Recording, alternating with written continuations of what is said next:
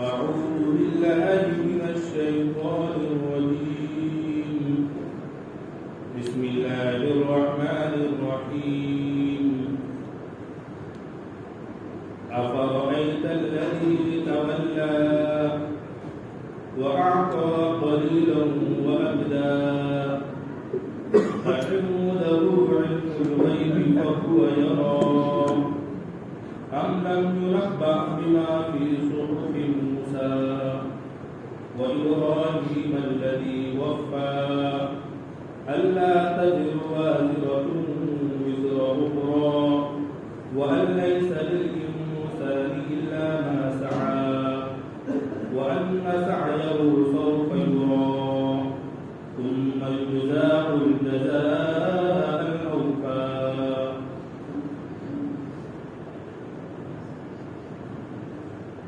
معزز حاضرین کرام، اللہ تبارک و تعالیٰ کا سب سے پہلے بے انتہا شکر احسان ہے کہ اللہ تبارک و تعالیٰ نے ہم سب کو قرآن کریم کی محفل میں بیٹھنے کی توفیق عنایت عطا فرمائی. دعا کیجیے کہ اللہ تبارک و تعالیٰ ہم سب کو قرآن پاک کی صحیح سمجھ نصیب فرمائے اور قرآن پاک کے مطابق زندگی گزارنے کی توفیق عطا فرمائے. آمین. سامعین کرام، گزشتہ حضرات کے سامنے بیان کر گیا تھا کہ دنیا اور دنیا میں جتنی چیزیں ہیں اور آسمان میں جتنی چیزیں ہیں وہ سب اللہ کا ہے، اور اللہ نے انسان کو دنیا میں جو بھیجا ہے وہ صرف اپنی عبادت کے لیے بھیجا اور اس لیے بھیجا تاکہ انسانوں کو جانچے کہ کون اچھا عمل کرتا ہے. اور اللہ تبارک و تعالیٰ نے یہ فرمایا تھا کہ جو انسان گناہ کبیرہ سے بچتا ہے، بڑے بڑے گناہوں سے بچتا ہے، تو اللہ تبارک و تعالیٰ ان بڑے گناہوں کے بچنے کی وجہ سے اس کے چھوٹے چھوٹے گناہوں کو معاف فرما دیتے ہیں، بشرطے کہ چھوٹے چھوٹے گناہ کرنے کا عادی ہو.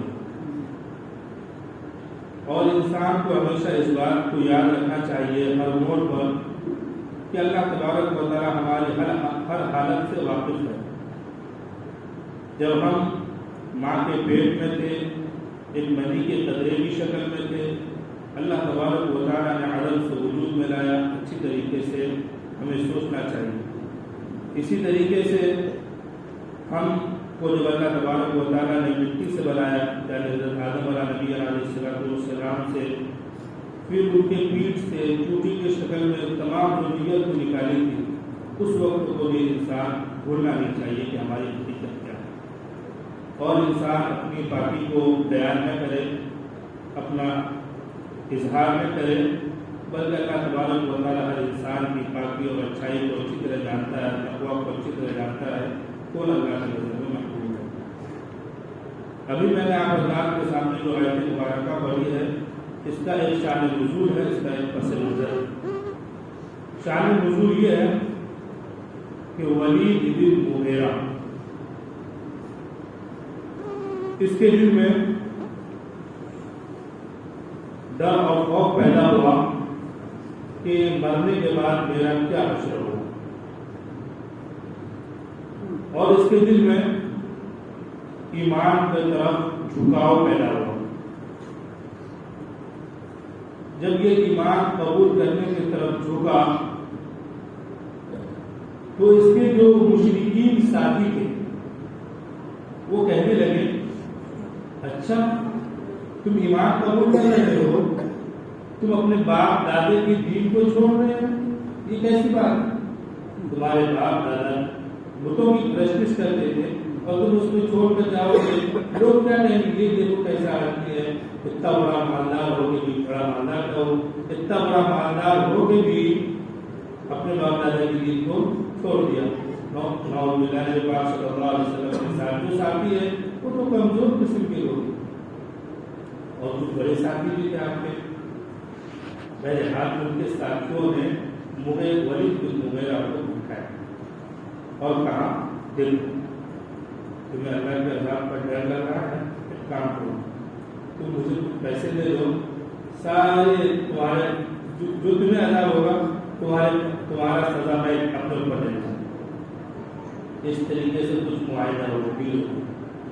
اس نے کچھ پیسے بھی دے دیا ولید بن مغیرہ، پھر بعد میں جا کے کیا کر دیا؟ انکار کر دیا۔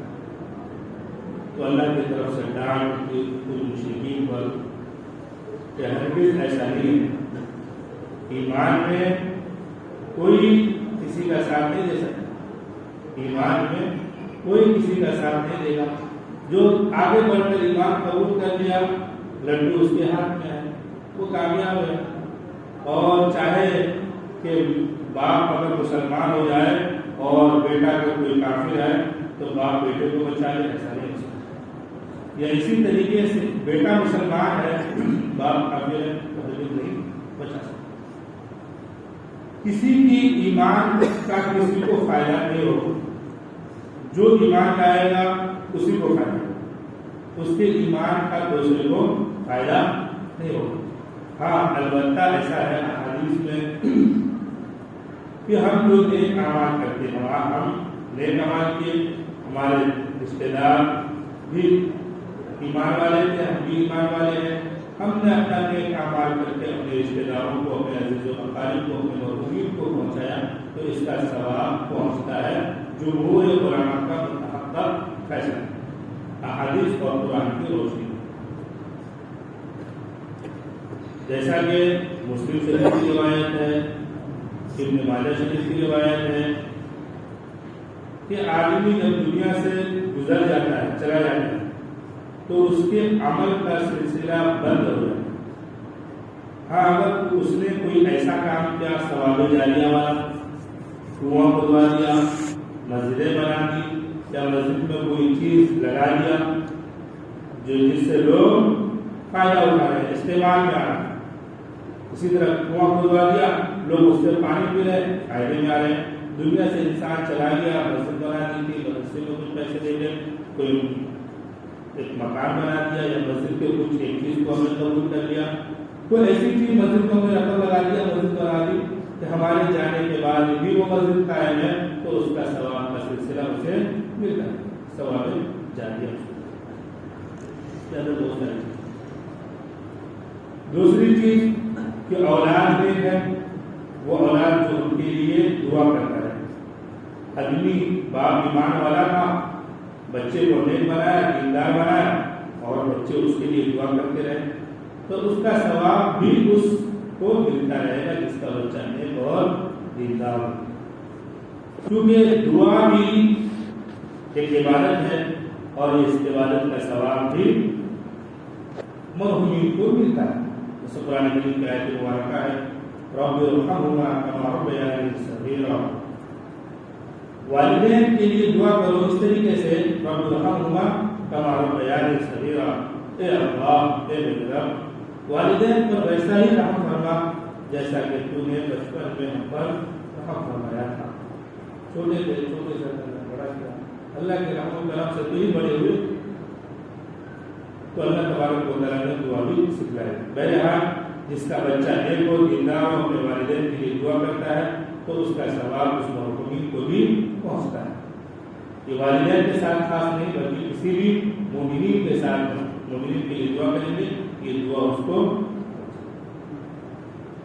اسی طریقے سے اس نے دین کا کام کیا، اس کے جانے کے بعد اس دین کا کام جاری رہا تو اس کو بھی ثواب ملتا ہے۔ جیسے مثال کے طور پر استاد ہے، اس نے بہت سارے بچوں کو قرآن کریم پڑھا، اور ان کے شاگردوں میں ایسے بچے بھی نکلے جو اور بچوں کو پڑھائے، تو جب تک یہ روٹین چلتی رہے گی، رننگ ہوتی رہے گی، تو پہلے شخص کو ثواب ملتا رہے گا۔ یا اسی طریقے سے اس نے کچھ کتاب لکھی اور کتاب سے لوگ فائدہ اٹھا رہے ہیں، جب تک یہ کتاب رہے گی اس کو اس کا ثواب ملتا رہے گا۔ قرآن شریف کا ترجمہ لکھ دیا، تفسیر لکھ دیا، احادیث چند کتابیں لکھ دی احادیث کی، جو ان کے ذریعے سے لوگ فائدہ اٹھائیں، تو اس کا ثواب بھی اس کو ملتا ہے۔ جمہور علماء کا متحقق فیصلہ یہ بھی ہے کہ مرحومین کے نام سے صدقہ اگر ہم دیتے ہیں تو وہ مقبول ہے، اس کا ثواب بھی اسے پہنچتا ہے۔ نسائی شریف باب الوصایا میں یہ احادیث ہے رسول پاک صلی اللہ علیہ وسلم سے. حضرت سعد بن عبادہ رضی اللہ تعالیٰ عنہ نے سوال کیا کہ اللہ کے رسول صلی اللہ علیہ وسلم میری والدہ دنیا سے گزر چکی ہے، کیا میں اس کے لیے صدقہ کر سکتا ہوں؟ جو پاک صلی اللہ علیہ وسلم نے فرمایا ہاں صدقہ کر. تو یہ ثواب مرحومین کو. اسی طریقے سے نفلی حج وغیرہ ہے، اس کا ثواب بھی مرحومین کے نام سے کریں گے.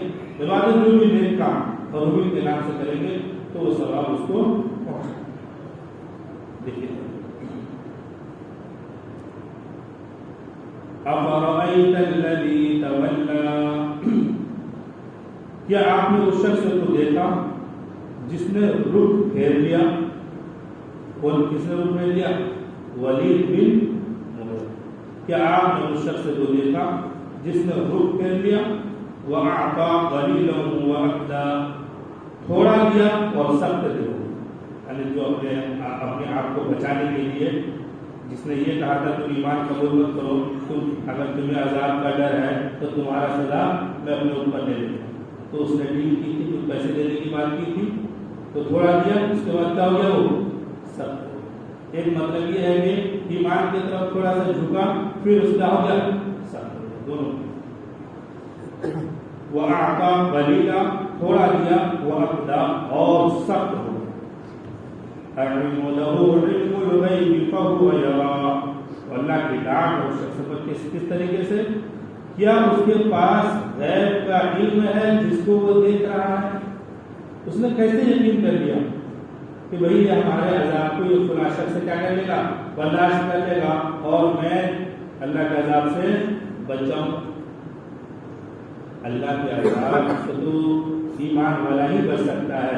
اگر ایمان والا زیادہ گناہ کیا ہے تو سزا پانے کے بعد وہ جنت میں جائے گا ہی بارے گا.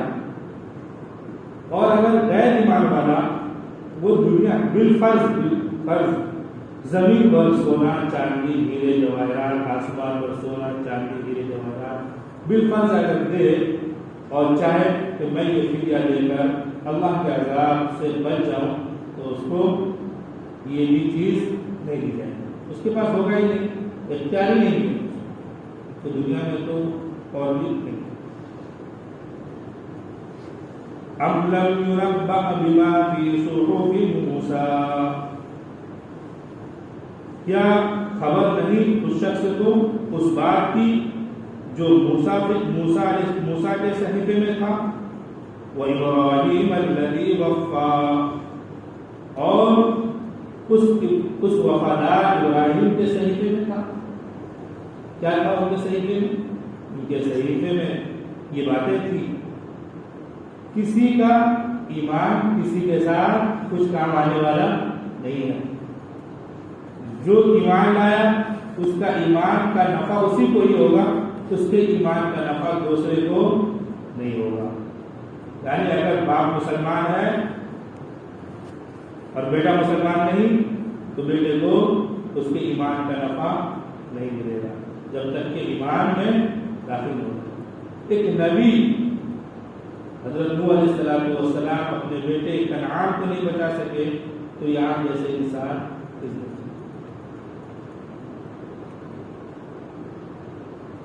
اللہ تزر وازرۃ وزر اخرى. خبردار کان کھول کے سن لو. اللہ خبردار کان کھول کے اچھی طرح سن لو. کوئی بوجھ اٹھانے والا دوسرے کا بوجھ نہیں اٹھائے. کوئی بوجھ اٹھانے والا اپنے اعمال کے ساتھ جو گناہ کیا وہ بوجھ ہے. ایک بوجھ اٹھانے والا دوسرے کے بوجھ کو ہرگز نہیں. وَأَن لَّيْسَ لِلْإِنسَانِ إِلَّا مَا سَعَىٰ. انسان کے لیے وہی ہے جو اس نے کمایا. انسان کے لیے وہی ہے جو اس نے جو دنیا میں اس نے محنت کر لی، نیک اعمال قبول کر لیا، نیک اعمال کیے، ایمان قبول کیے، تو یہی ان کے لیے. وَأَنَّ سَعْيَهُ سَوْفَ يُرَىٰ. اور یقیناً اس کی کمائی عنقریب نظر آ جائے گی. عنقریب اس کی کمائی، اس کی کوشش اسے دکھائی دی. میں نے کیا کمایا، میرا بجٹ کتنا ہے، میں نے پوری زندگی میں کتنا نفع کمایا، میں نے پوری زندگی میں کتنا نقصان کمایا، سب ڈیٹیل ہوتی ہے۔ ثم يجزاه الجزاء الأوفى، پھر اس کو اس کا پورا پورا بدلہ دیتا ہے۔ جو جس نے محنت کر لی دنیا میں تو اس کی محنت کا اس کو پورا بدلہ ملے گا، اور جس نے محنت نہیں کی، بس غفلت کی زندگی، منمانی کی زندگی گزاری، تو اس کے لیے جب خوفناک عذاب ہے، اور اس خوفناک عذاب سے بچنے کے لیے کچھ بھی کر لو کوئی چھٹکارا ملنے والا نہیں ہے، اور اللہ کی پکڑ سے بھاگ بھی نہیں سکتے۔ ایک موت کے بعد دوسری موت آئے گی بھی نہیں۔ تم اصلوہا فاصبروا او لا تصبروا، اس میں داخل کریں گے جہنم کے اندر، چاہو تو تم برداشت کرو، چاہو نہیں کرو برداشت، اللہ کے لیے کوئی پرواہ نہیں۔ اللہ نے پہلے ہی متنبع کروا دیا حضرات انبیاء کرام سے اور علماء کرام وغیرہ سے، کتابیں پڑھی ہے، احادیث پڑھے ہیں، اللہ کی کتاب پڑھی ہے کہ ان میں غور کر کے آدمی ہدایت پائے، سیدھے راستے پر۔ اللہ سے دعا ہے اللہ تبارک و تعالی ہم سب کو سیدھے راستے پر چلنے کی توفیق عطا فرمائے، آمین۔ وآخر دعوانا